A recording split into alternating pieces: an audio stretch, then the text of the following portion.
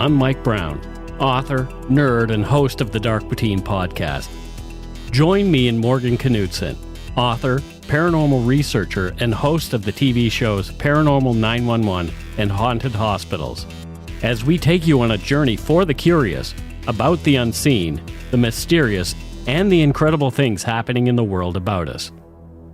Welcome to Supernatural Circumstances.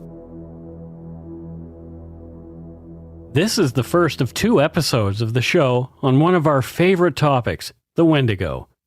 According to the Canadian Encyclopedia, a Wendigo is a supernatural being belonging to the spiritual traditions of the Algonquin-speaking First Nations in North America. Wendigos are described as powerful monsters that have a desire to kill and eat their victims. In most legends, humans transform into Wendigos because of their greed or weakness. Various indigenous traditions consider Wendigos dangerous because of their thirst for blood and their ability to infect otherwise healthy people or communicate with evil. Wendigo legends are essentially cautionary tales about isolation and selfishness and the importance of community. Later on in the show, we'll chat with author Chad Lewis, who's gone deep into researching Wendigo and its lore. But first, here's Morgan to tell us more about Wendigo.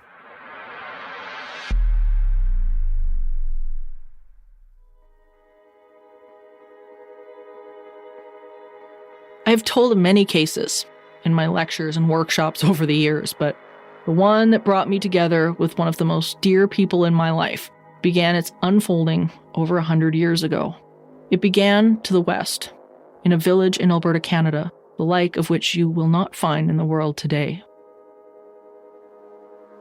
There was the peaceful community of the Plains Cree people, Egg Lake, prosperous and enduring. The Cree lasted out the seasons with bountiful hunting and trade with the Europeans who had come to Alberta. The wealth of this community lay in family and in the land. Herds of bison roamed the plains, providing furs and food to all who respected the balance of life.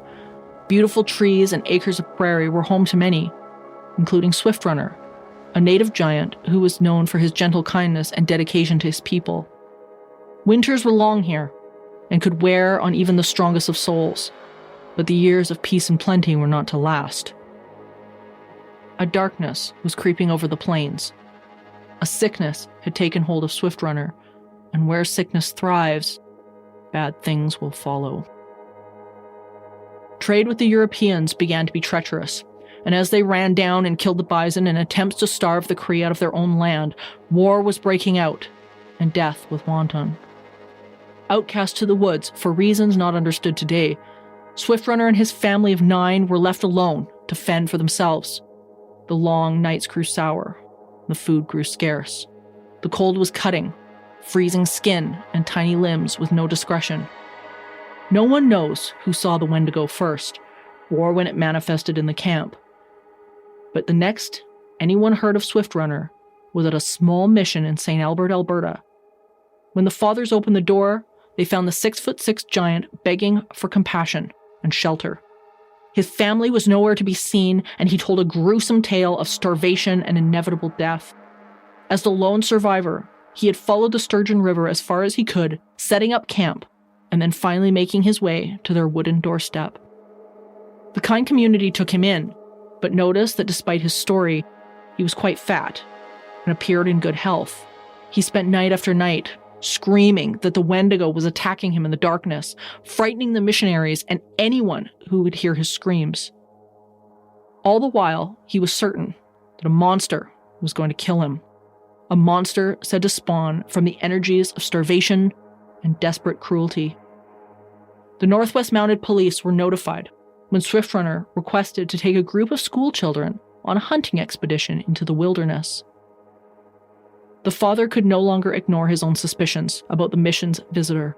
Soon, the Northwest Mounted Police began to suspect something else. A terrifying idea, but they had to be sure. Taking him out to the dark of the woodlands, they brought Swiftrunner into the Sturgeon River County, and for the first time, the friendly nature of the giant man became cold and distant. They continued searching, feigning concern for his well-being and wanting to understand Swiftrunner's journey. When they reached a small wooded isle in the middle of a large muskeg, Swiftrunner let out a bone-chilling, wolf-like howl. A campsite lay before them, covered in ash from long nights of fires. Bones lay strewn under their feet, and the police soon realized they were standing on a graveyard. Upon closer examination, it became clear, amidst the greasy, hand-smeared tree stumps, that the bodies had been cut up, gnawed upon, and that a small child's moccasin was stuffed into one of the eye sockets of the skulls. At the lake shore, a cooking pot was discovered, thick with human fat. Swift Runner soon confessed that he had killed and eaten his brother and mother, shot his wife as she slept, and then fed her to their children, who he then brutally murdered and, to quote him, made beef out of. Drunk on a tea and plug tobacco concoction that the Northwest Mounted Police had been giving to him in attempts to elicit the location and confession, Swift Runner told of how the entity called Wendigo was simply too difficult to withstand, and the horrified police sent him back to Fort Saskatchewan to be hung. It took the jury 20 minutes to deliberate. His fate had been sealed. As he stepped onto the gallows, Swift Runner complained that the hangman had left him standing in the cold for too long. December 20th, 1879, marked the first legal execution in Alberta. Many theories have been presented to clarify this phenomenon, which has held a taboo place in Native folklore for centuries. Psychologists, physicians, and paranormal experts have struggled to explain the many symptoms of this horrific attack, and yet no resolution has ever been settled upon. Nathan Carlson, a Native historian, investigated and then structured a published paper around this very problem, titled Reviving Wendigo, an ethnohistory of cannibal monsters in the Athabasca district of northern Alberta. It is described an ethnohistorical examination of the Algonquin-Wendigo phenomenon, utilizing both previously unexamined documentary sources and oral traditions of Athabasca, Cree, and Métis elders, reveals that a Wendigo condition is historically verifiable, that the celebrated cannibalistic Wendigo psychosis of the Algonquinists eludes proper definition as a bona fide culture-bound pathology, and finally, that has no single hypothesis, as of yet, consistently accounting for this phenomenon within an internally coherent, non-Indigenous theory. For researchers, it has been put aside as an unexplainable illness and a word rarely spoken. For the Native Americans in Canada and the northern United States, the Wendigo, Atchin, or Witico, its causes are clear. They call it an entity, a spiritual monster that appears in times of grief, famine, or hardship, to possess its victims and cause them to cannibalize family and occasionally other targets. The name Wendigo is a Cree word, meaning evil that devours, and the title is fitting. The fear of the Wendigo can be so great, it has been reported that people have locked themselves in their cabins upon them being sighted in remote areas and starving to death for fear of leaving the house and having an encounter. One such instance of a Wendigo possession appeared in the Edmonton Bulletin over a century ago and was noted by Carlson in his essay.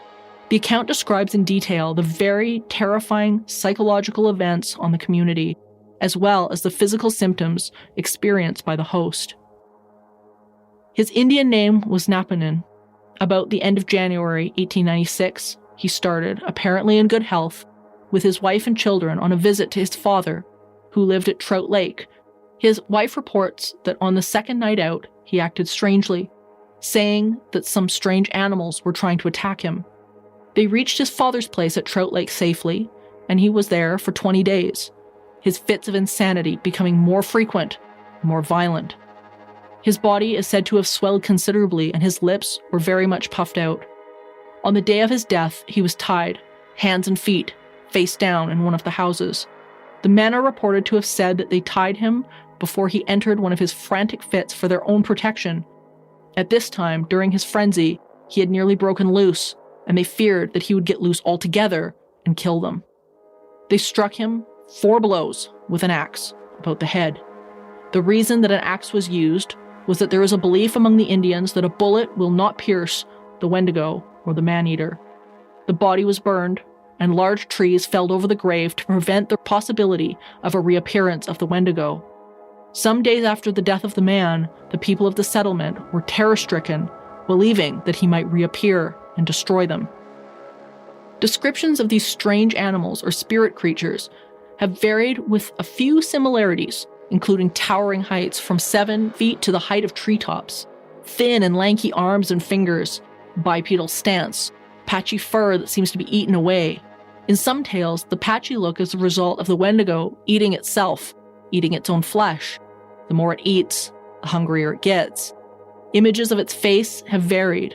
While many modern paintings depict the monster with antlers and a deer-type head, first-hand descriptions consist generally of terrifying features with little or specific detail, like a dog or a wolf head that the witnesses remember accurately and clearly to the face of what looks like a gray alien.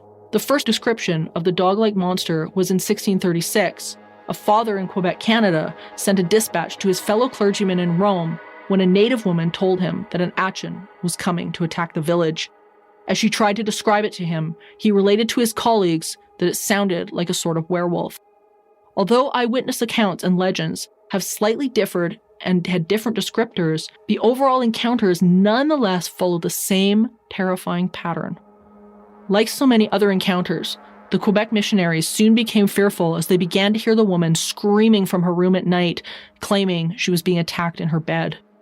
Yikes, I don't know if I'm going to be able to sleep tonight. To help us understand Wendigo a little bit more, here's the first half of the chat that we had with Wendigo expert Chad Lewis. So we have the privilege today of welcoming to Supernatural Circumstances one of my favorite authors and adventurers, Mr. Chad Lewis, who wrote an incredible book, and definitely one of my favorites that he's written along with Kevin Lee Nelson, called Wendigo Lore, Monsters, Myths, and Madness. And Chad, I knew you're the perfect person to have on for this subject and this entire episode. So welcome. Thank you for coming. Greetings from the Northwoods of Wisconsin. Oh, Wisconsin. Wow. Yeah, you're Northwoods of Wisconsin, and I'm like, I don't know what Edmonton is. What does Edmonton qualify as? We're not Northwoods, really. It's north. Thanks. Yeah, if we were continuing the United States farther north, you'd be the very, very Northwoods. Right. Great. Thanks. I feel encouraged. I don't know. I'm not sure. Anyway,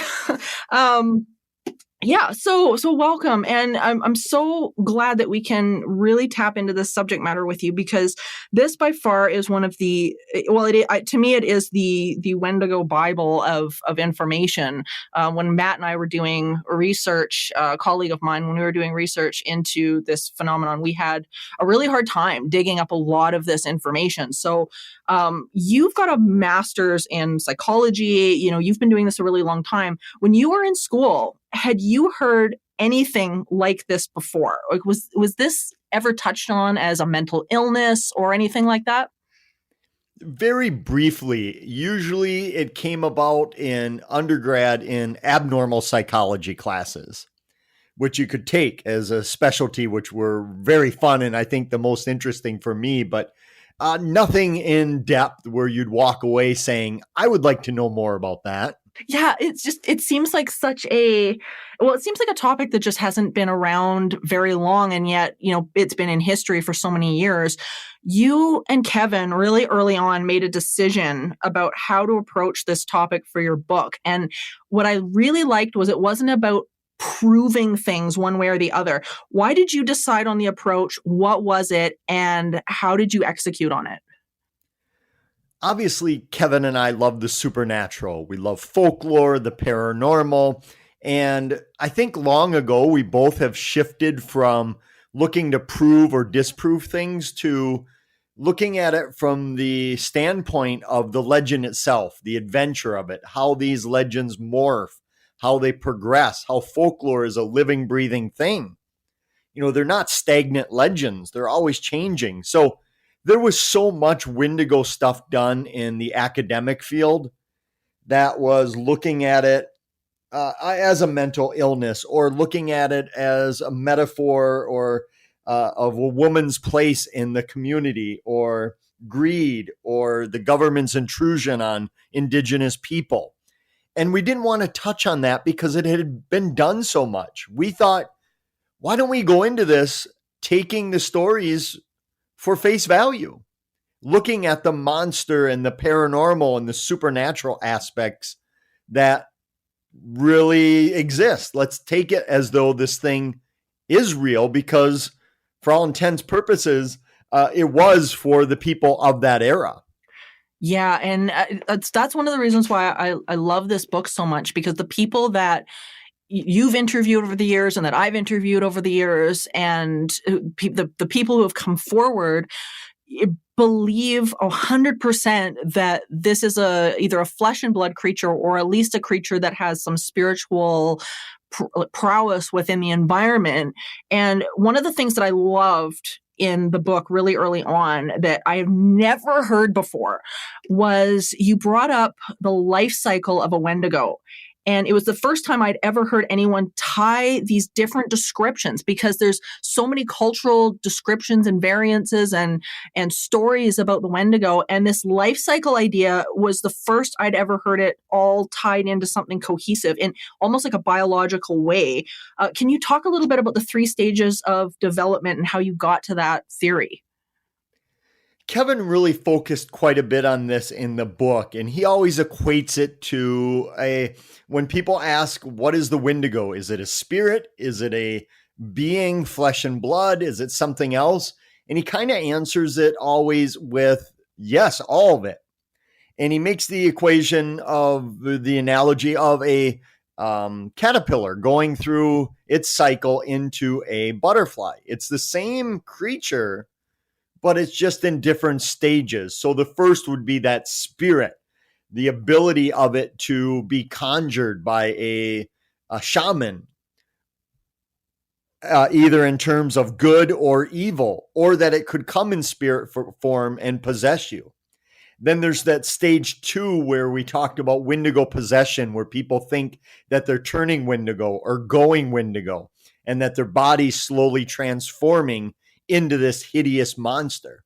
And then, of course, you have the 3rd stage, which a lot of the stories focus on, and that's the full-on flesh and blood, no longer human monster that seems to terrify people the most.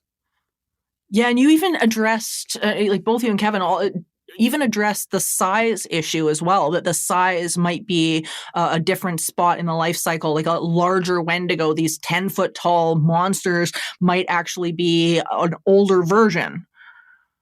Some of the earliest literature not only tells that the more a Wendigo eats, the hungrier it becomes, but also the larger or bigger it becomes, that you can almost judge the age of a Wendigo by how gigantic it appears in proportions.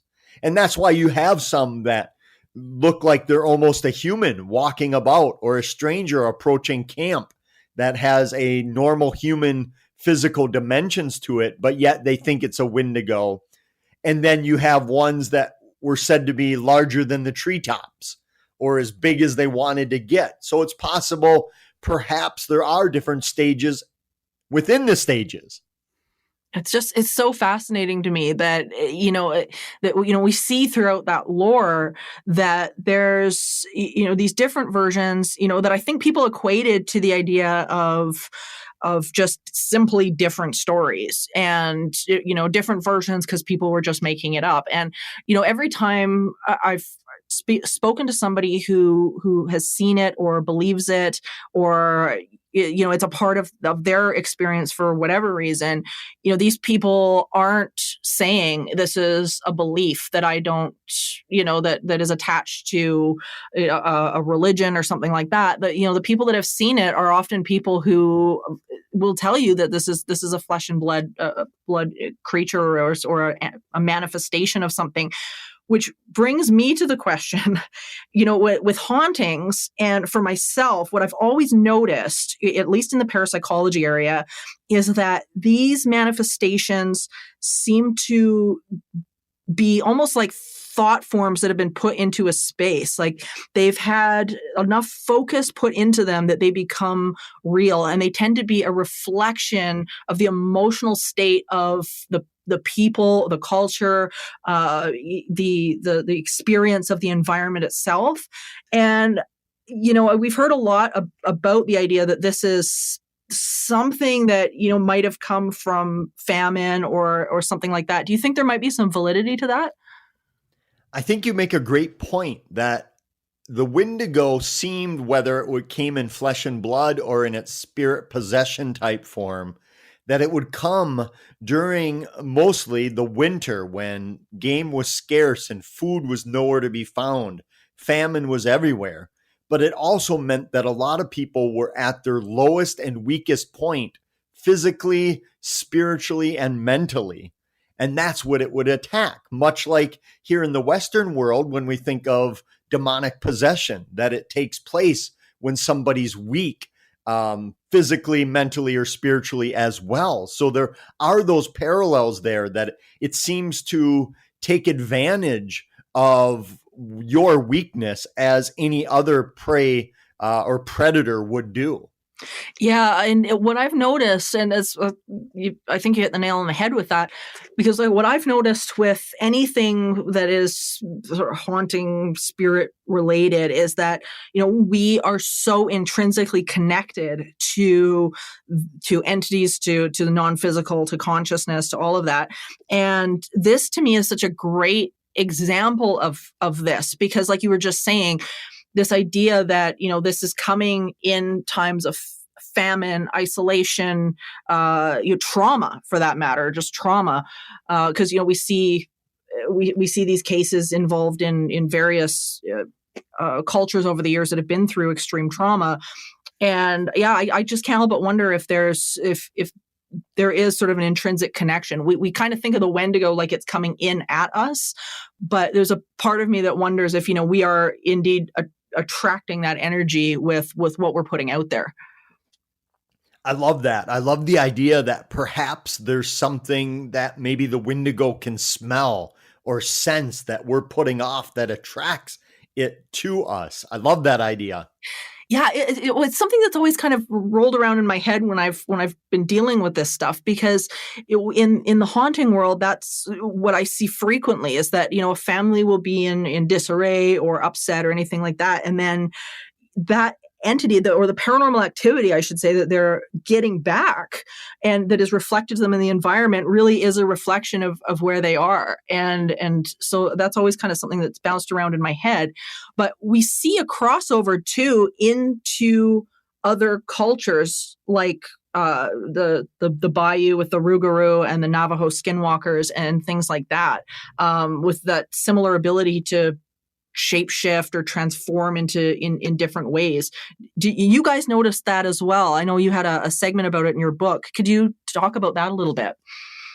We did. We put in not only other creatures around the world that were similar, that were prevalent in other cultures, but also within the culture of the people of the main Wendigo. And what I mean by that is that without a doubt, the Wendigo will always be a First Nation spirit, creature, whatever it will be.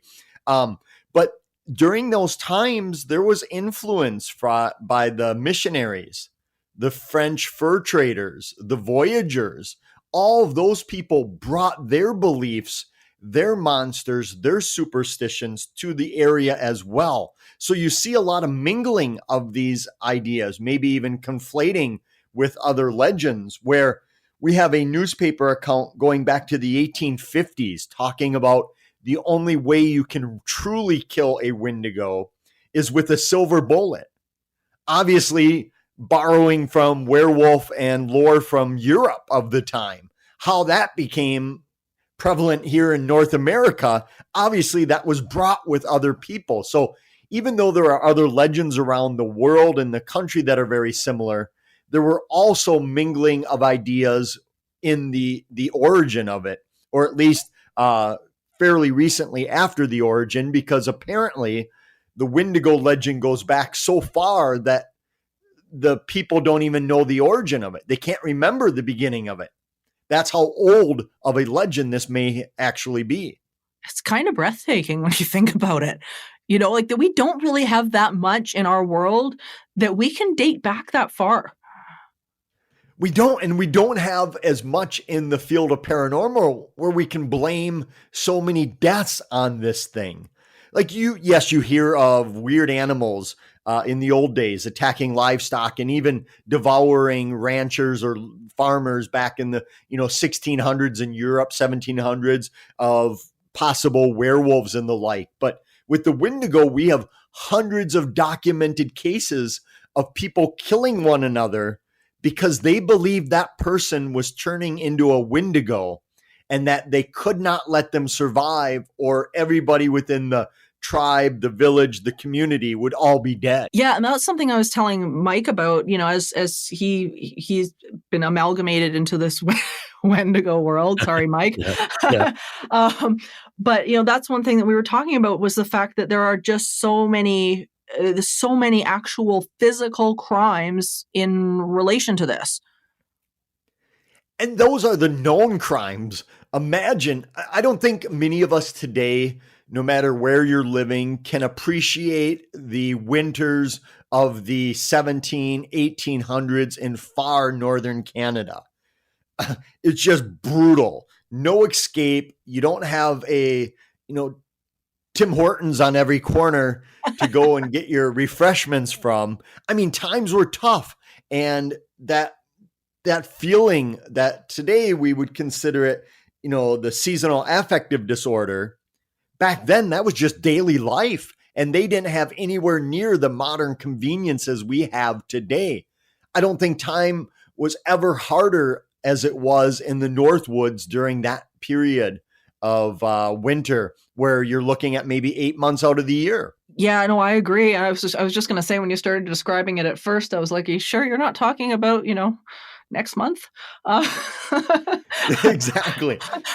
Our winters here lately, I tell you, they have been so bad, and we have like these few months at the beginning which are really warm and really nice, and then we had about January, February, and just everything goes to hell. So and we're right back. But like you say, that we've got these modern conveniences that make it doable, and I can't imagine being out there consistently at those temperatures, because I know what it is to wait for a bus at minus 35, and it is another world. People don't understand it. But you guys, you and Kevin, camped in it. So talk about your camping experience. I think it was one way to experience in a sliver of how life would have been. And in Minnesota, there's an island that is thought to be haunted, of course. And in the island is a lake, Lake Wendigo. And it's a lake on an island in a lake, which makes it an anomaly in its own right. But during the summer, there's several grandfathered in cabins there. But in the winter, it's desolate, completely devoid of people. And that's when we decided to go there. And luckily or unluckily, the time we picked for the expedition was brutally cold. It was about 30 degrees below zero Fahrenheit with the wind chill. And it really gave us an idea of what life would have been like back then. Because as you mentioned, life is rough in the winter in the north, but not really.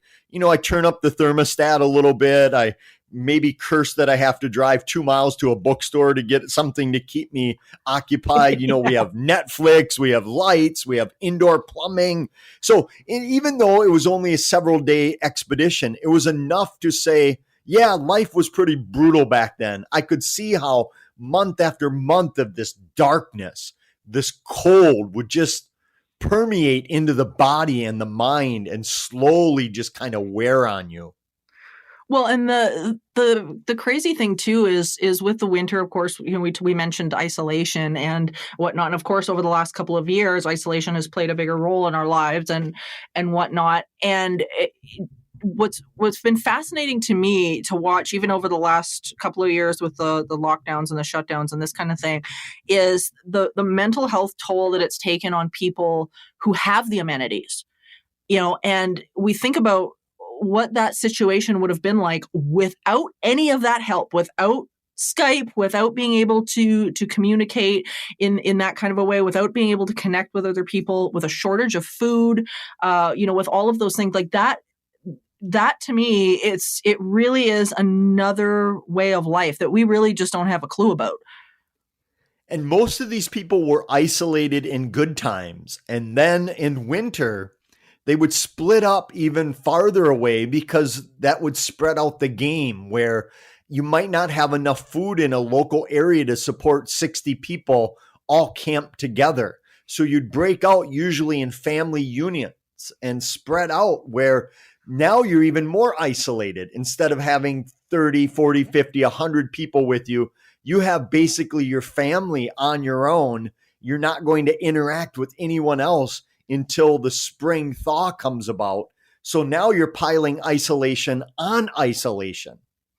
Yeah, absolutely. And I think the added the added issues, like you were saying, of just not enough, that lack-based thinking. And the lack-based thinking, when I look at Wendigo, when I look at the overall various descriptions, the root description I think most people have of them is this emaciated creature.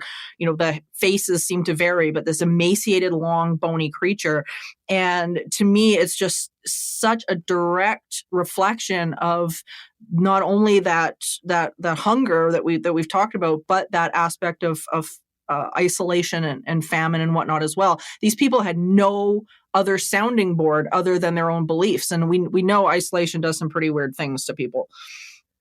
I think you make a great point that there's something about the cold, the famine, the isolation that we equate that with the Wendigo. Nobody ever talks about here in the United States, cannibals like Jeffrey Dahmer, the cannibal of Milwaukee, Wisconsin, as being a Wendigo, or somebody who's crazed on bath salts in Florida in the US, eating the faces of their fellow friends. Nobody ever says that's the Wendigo because it's not based in the cold, the darkness, and the isolation. I think those are core elements of the Wendigo that can't be replicated in other places.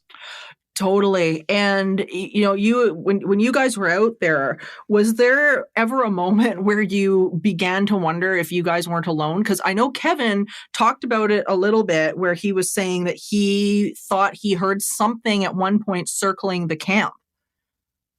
Yes. So we made our base camp a little bit away from the lake because we needed a big fire to keep us warm and didn't want to burn through the ice of the lake. And one night when we had a good base campfire going, mainly not only for heat and warmth and light, but we had to keep our tallow hot. And I'll get to that in a moment. But while we had a good fire going, Kevin's decided to stay back at base camp. And my colleague Noah Voss and I decided to walk to the middle of the lake to see if we could conjure up the Wendigo. And while we were gone, as soon as we left, Kevin said he heard people talking just on the perimeter of where the light would flicker off the campfire, where he could make out something, but nothing was there. But he swore he heard someone talking to one another. And as Noah and I were walking to the lake, we were filming it. And as we were filming it, Noah paused for a moment and said, "We have to be very quiet. Our boots are crunching the snow so loud, no one's going to hear what we're talking about."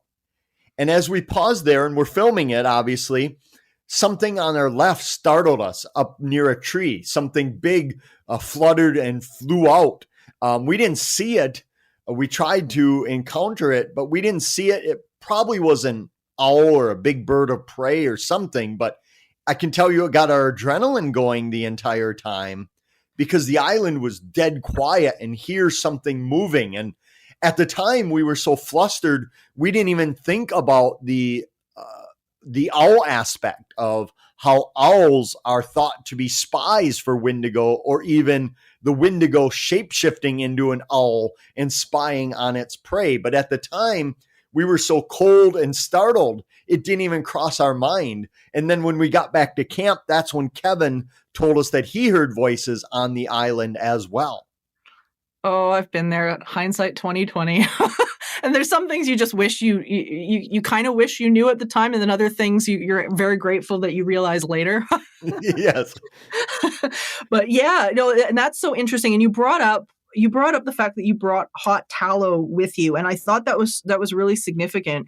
Can you talk about the relationship with hot tallow and the Wendigo, but also what was the thought process that made you guys bring it? Because most people would go out there and they'd be concerned about, recorders and video cameras and gear, and you included that. And I thought that was really significant. I think over the years, I've really scaled back on equipment. That when I first got into this, and maybe you'll enlighten me that this happened when you did as well, I had a van load of equipment, all kind of gear and gadgets. And what I found myself doing is that most of the time at a Legend, I was setting this gear up, monitoring it, and breaking it down. Yeah. I was missing out on the Legend. I wasn't experiencing it. I was just there as a, Best Buy employee of sorts, that you've got all this gear and there it is. I'm out here. So we did want to document some of our stuff with recorders, and we usually had them attached to us so we wouldn't have to monkey with them. So it wouldn't be a big deal. We had cameras, motion cameras or trail cameras set up as well. So we wouldn't have to deal with it. But we wanted to include that, but we also wanted the original literature and the folklore. And one of the legends is that tallow, which is an animal fat, which would have been plentiful for anyone in the Northwoods to at least have some of it at one point or another, that you can either kill the Wendigo by pouring hot tallow down its throat and it will defrost its icy heart, or that if somebody is turning Wendigo and you catch it in the early stages, by feeding them tallow, you can cure them of turning Wendigo, which obviously if somebody's starving and they're in a famine mode and you pour basically hot grease and fat down their throat, it's going to probably have a rejuvenation effect on their body, just those calories. But we had it hot the entire expedition just in case. I mean, how in the heck are you supposed to pour it down his throat?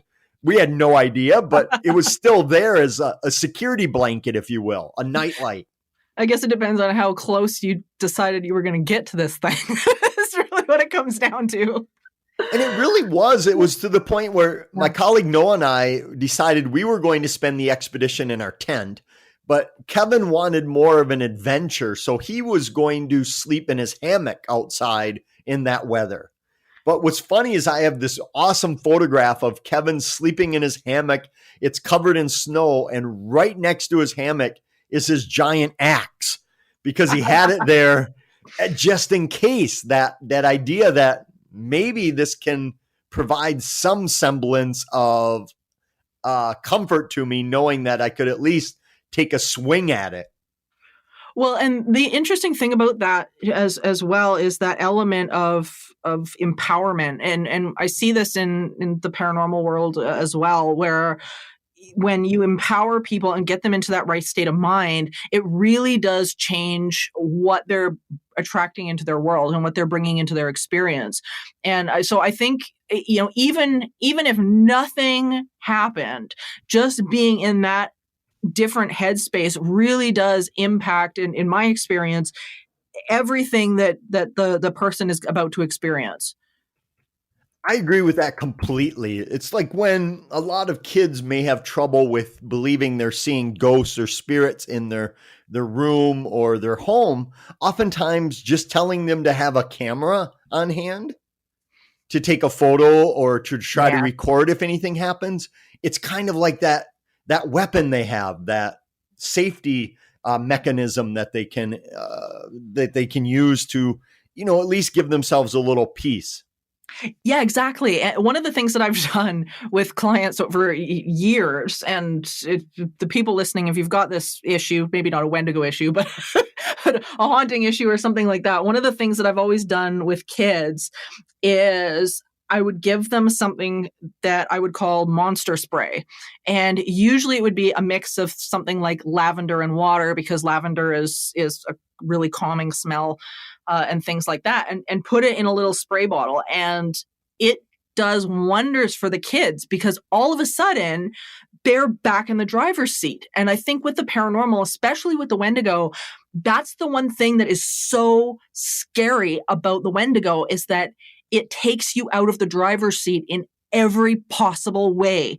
It's disrupting the trust of family members and home.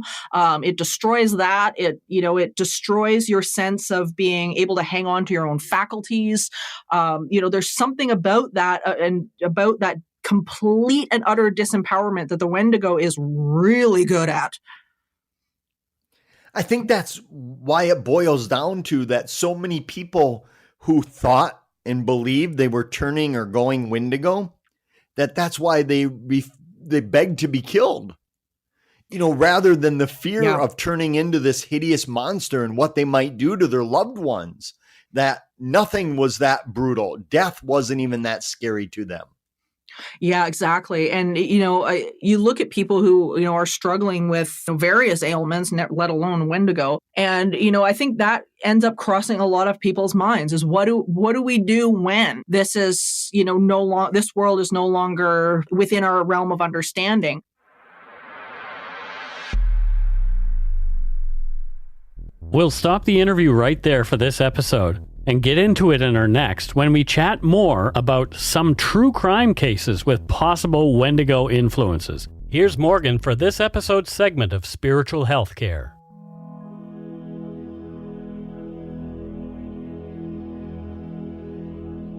In this episode's edition of Spiritual Healthcare, the segment of the show where you get to be the creator and designer of your paranormal experience, we're going to tell you about a process called Journal of Appreciation. In this exercise, the intention is to gently shift the way you view your world and in turn, slowly begin to shift your point of attraction so you begin receiving better experiences. When most people think of journaling, they immediately begin thinking about writing down their day exactly as it was, or writing about things to complain about. This person did, or you'll never believe what happened to me today. But we would encourage you to start journaling by looking for 5 things in your day for which you can be appreciative. This might seem small, but when you've had a bad day or the news has got you down, this can be a real task. Some of these things might not be very big, but they don't have to be. Day by day, your list will get a bit longer, I promise. But it might start out as simple as, today I appreciate my breath. You can start off with, I appreciate this because, or I loved when this happened because. And in each sentence, get back into the feeling place of when it happened or when you observed it. This is crucial. Don't just do it by rote. This will gradually begin to train your brain to seek out more things to appreciate because you'll be accountable to your list at the end of the day. And in turn, you'll begin to notice more things that match the vibration of appreciation yielding themselves to you. The word appreciate means to increase in value, and that's the whole point. To look around and increase the value of your own experience so that you can begin to live what you really want. You need nothing to be happy, but you need something to be sad. Remember, at the end of seeking, all is consciousness. Stay in peace, everyone. Thanks, Morgan. I've been practicing a gratitude list for years, and I love doing it. And sometimes I even share it with a friend. It definitely helps me to go to bed with a positive frame of mind. And that's it for episode 2 of Supernatural Circumstances. Thank you for listening to this episode of Supernatural Circumstances, a co-production of Entity Seeker Paranormal Research and Teachings and Good Egg Studios. This podcast is part of the Curious Cast podcast network. Theme music by Corey Johnson of Catalyst Records in Edmonton, Alberta. You can find out more about Morgan Knudsen at entityseeker.ca and more about me and listen to my other show at darkpoutine.com. Feel free to email the show at supernaturalcircumstances@gmail.com. Good night for now.